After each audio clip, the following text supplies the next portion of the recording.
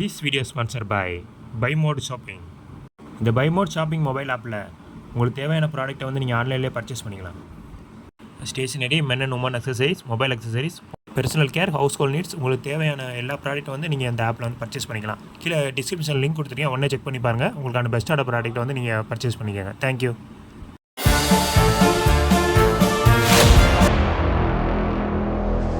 ரொட்டேவேட்டர்லேயே உழுதுட்டு ரொட்டேவேட்டர்லேயே அடித்தாங்க, விதைச்சாங்க. ரொட்டேவேட்டர்லேயே உழுதுட்டு உடச்சி அப்புறம் வந்துட்டு ரொட்டேவேட்டர்லேயே விதைச்சிட்டு அப்படியே விதைச்சிட்டு ரொட்டேவேட்டர்லேயே மூடிட்டாங்க. இது வந்து வர முடியாமல் ரொம்ப மெல்ல தான் இது வந்திருக்கு. இந்த எள்ளு இந்த ஒன்று இருக்குது, இந்த ஒன்று இருக்குது, அந்த மாதிரி அங்கங்கே வந்திருக்கு.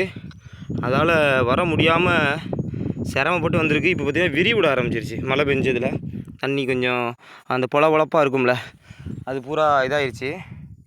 பொலப்பொலப்பாக இருந்தது பூரா தண்ணி நிறைஞ்சி இறுகிருச்சு. இப்போ வந்து என்ன ஆகுதுன்னா, இந்த எள்ளு வந்திருக்கு, இந்த வந்திருக்கு வருங்க, அங்கங்கே வந்திருக்கு எள்ளு வந்துட்டு.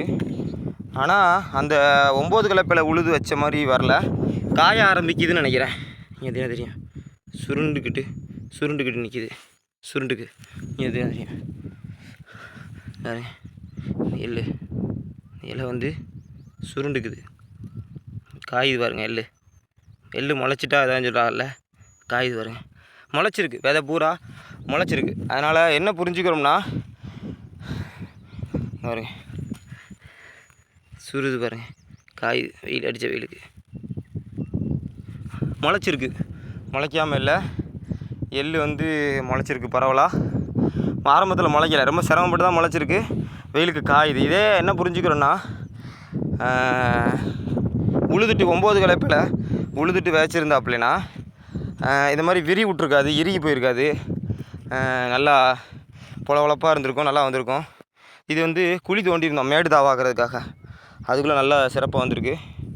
இந்த பக்கம்லாம் கொஞ்சம் வந்திருக்கு, முன்னாடி வரல. இந்த பக்கம் தெரியும்னு நினைக்கிறேன். இது கடலை செடி மாதிரி எள்ளு வந்திருக்கு.